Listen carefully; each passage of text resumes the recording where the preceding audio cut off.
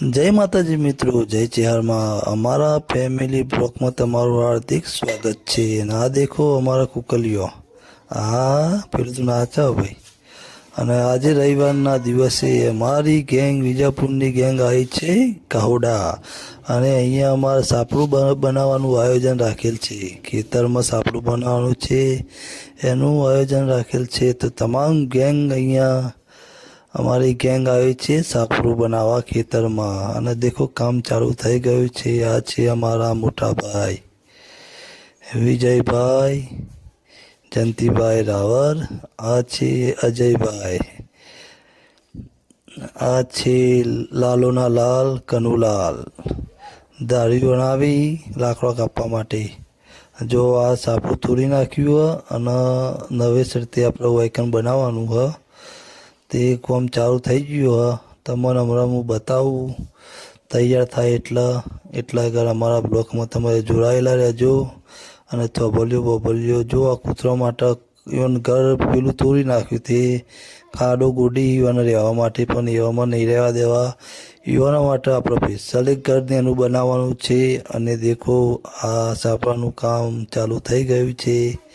અમારા કનુલાલ અને અમારા બે ભાઈઓ થોબલિયું લગાવવા માંડ્યા છે. અને જય માતાજી મિત્રો, મારો બ્લોગ તમને કેવો લાગ્યો તો કોમેન્ટમાં જણાવજો. અને કામ ચાલુ જ છે એટલે વિડીયો જોવાનું ચૂકશો નહીં. અને જો અમારા કોબરા ગેંગ રાધે. અને જો સાપડું તૈયાર થઈ ગયું છે. અને કૂતરા માટે હવે નાના સાપડાની તૈયારી ચાલુ છે.